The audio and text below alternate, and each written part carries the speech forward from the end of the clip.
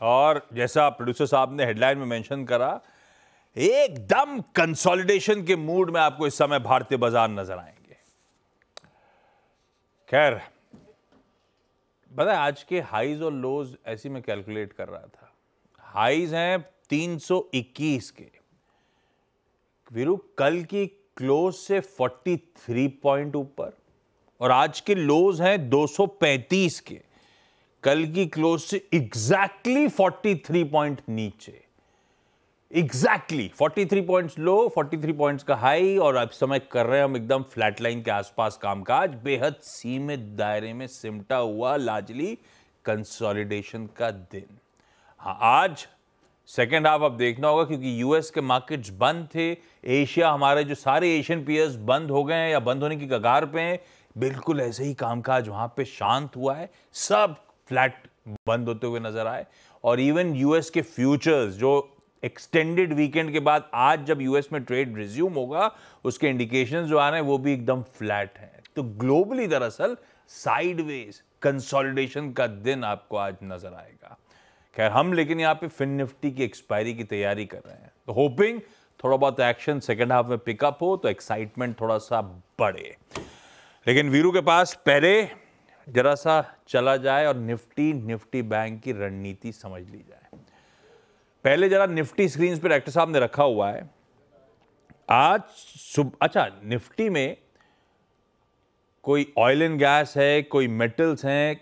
कल कमाई के अड्डे में सरकारी बैंक उछल रहे थे तो वो पॉकेट्स थोड़ी सी फिजल आउट हो रही हैं, पर उसके सामने लार्जली कंजम्पशन रिलेटेड प्लेस, कोई कंज्यूमर ड्यूरेबल, कोई एफएमसीजी, कोई फार्मास्यूटिकल हेल्थ केयर, ये पॉकेट्स फिर भी आज ठीक ठाक परफॉर्म करके दे रही हैं।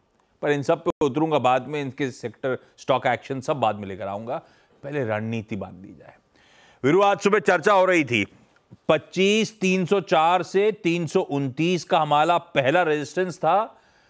ये जो अब मूव आए थे उसी रेजिस्टेंस बैंड के आसपास आके मामला थमता हुआ नजर आया। पहला बेस था 229 से 171 का, पहले बेस के आसपास ही भारतीय बाजार थमते हुए नजर आए। उसी थ्रेशोल्ड डिफाइंड मार्कर्स के बीच में आपको वो पहले बेस, पहले रेजिस्टेंस के बीच में भारतीय बाजार इस समय झूलते हुए नजर आ रहे हैं। और ये चर्चा भी हुई थी कि 25,300, 329 के ऊपर जाना मुश्किल होगा, कॉल राइटर्स जैसे बैठे हुए हैं उसको देखते हुए काफी मुश्किल रहेगा। पर पहले बेस के आसपास खरीदारी करने का मन था, किया होता, बाजार ने रिवॉर्ड किया होता आपको, मतलब 80 पॉइंट का इंट्राडे स्विंग दिया था अपने पहले बेस से। लेकिन वीरू, इस समय की स्थिति, पहले निफ्टी की चर्चा करी जाए उसके बाद निफ्टी बैंक पे आता हूं क्योंकि उसमें फिर निफ्टी का तड़का भी ऐड हो रहा होगा। कैसा लग रहा है 13 दिन के अप्रूव्स के बाद लार्जली कंसोलिडेशन के नाम रख दूं, अप्रोच क्या रखूंगा निफ्टी में, या फिर क्या लेवल्स वॉच आउट करने?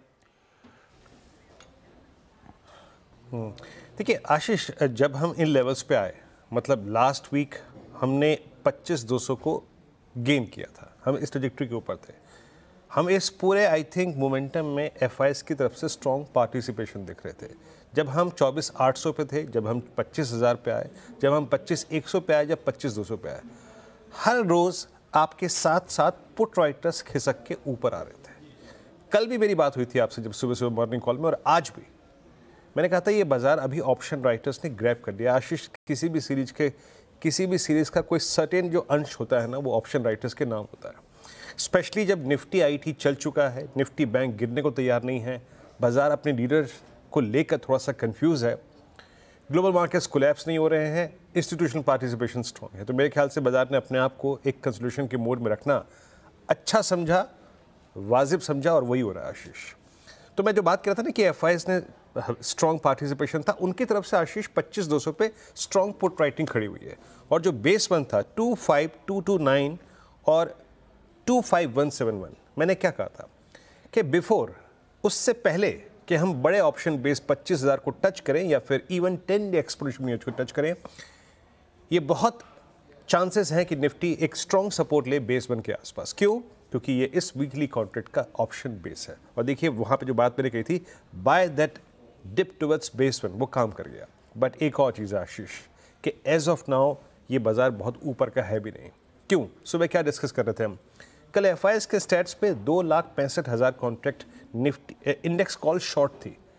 अब आप जरा इस वक्त के आउटस्टैंडिंग वाई को देखिए आशीष, अभी अभी वो 25,300 की जो कॉल का आउटस्टैंडिंग वाई है वो ऑलमोस्ट 75 लैक्स यानी करीब करीब 5 करोड़ पहुंच चुका है। इनफैक्ट 77.24, 10 लाख कॉल भी किए वहाँ पे, और नीचे 25,200 पे स्ट्रॉन्ग पुट राइटिंग हुई है with outstanding OI of 67 lakh.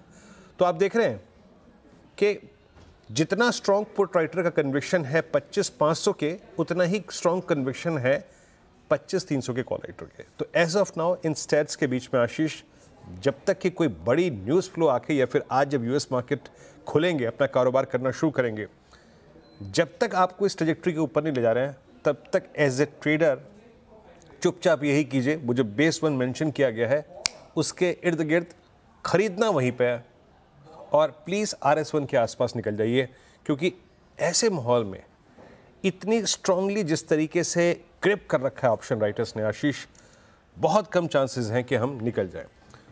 Breakout तभी आएगा निफ्टी में जब हम बहुत डिसाइसिवली 25,330 335 की ट्रैजेक्टरी को पार कर दें, अदरवाइज मेरे को लग रहा है हम इसी रेंज में रहेंगे। और एक और बात, बाइंग एफर्ट्स चाहे इस क्लोजिंग में हो चाहे वो कल हो आशीष, हमें अपने तब तक ही करने हैं जब तक हम 25,170 के ऊपर हैं। 25,170 के ऊपर मैं कह रहा हूँ, नीचे कह रहा हूँ मैं, chances of visiting 10-day exponential moving average थोड़ा बाजार रेस्टलेस भी है, काफ़ी ज़्यादा है। तो अभी एज ऑफ नाउ जो हमारे पास ऑप्शन रेंज है उसी में ट्रेड कीजिए आशीष। के दायरे में ट्रेड करना है, ये बात सुबह के कल के डेटा एनालाइज करने के बाद भी वही हुई थी, और ब्यूटीफुली उसने रिवॉर्ड भी करके दिया आपको। अगर तो आपने जब बाजार अपने बेस के आसपास आ रहा था तो खरीदने का मन बनाया होगा। तो निफ्टी बैंक एक बार फिर से लैकलस्टर सही ट्रेड करता हुआ नजर आएगा। खैर 51,501 इंट्राडे हाई, यानी कि कल की क्लोज से 60 पॉइंट ऊपर थे, और एक समय 51,240 के लोज भी दिखाएं। कल की क्लोज से ऑलमोस्ट हो जाएगा ये 200 पॉइंट का दबाव। खैर इस समय 60-70 पॉइंट के आसपास ही कमजोरी, चाहे वो सरकारी हो, bank of Baroda, PNB, SBI दबाव में, private banking measures ICICI, axis mood में नजर नहीं आएंगे, और एचडीएफसी, कोटक कुछ कर नहीं पा रहे। ये पूरी स्थिति है निफ्टी बैंक के तमाम कॉन्स्टिट्यूएंट्स की। इसमें भी चर्चा हुई थी कि ऑप्शन की रेंज में ये फंस रहा है। 51,500, 51,600 कॉल राइटर्स का जोन है, और ये चर्चा हुई थी जब मैं कह रहा हूं तो आज सुबह 7 बजे मॉर्निंग कॉल में ये डिटेल में कमेंट्री में आया था। वीरो बिल्कुल फंसा हुआ है, उसी जोन्स के आसपास जाके थमा भी, और आज भी सुस्ती नजर आ रहा है। अब आज फिन निफ्टी की एक्सपायरी वैसे सामने खड़ी है, खैर अब तक तो स्क्रीन में ऐसा कोई एक्शन है नहीं, देखते हैं 230 फैक्टर या 245 फैक्टर कुछ वर्क करता है या नहीं। पर इस समय ताजा स्थिति निफ्टी बैंक की वही आशीष, आप देखिए आज जरा डॉक्टर साहब बेस देखिए, एक तो ट्रेड निकालना बहुत मुश्किल है, बट स्टिल अगर कोई 100-150 पॉइंट के फ्रैक्शन में ट्रेड करता है तो उसके लिए मैंने क्लियरली मेंशन किया था 51,216 इज द बेस, जिसके इर्द गिर्द आपको बाय करना है। आशीष निफ्टी बैंक का आज इंटरडे लो था एग्जैक्टली अगर आप देखें 238, मतलब 16 अंकों के फ्रैक्शन से वो बेस था।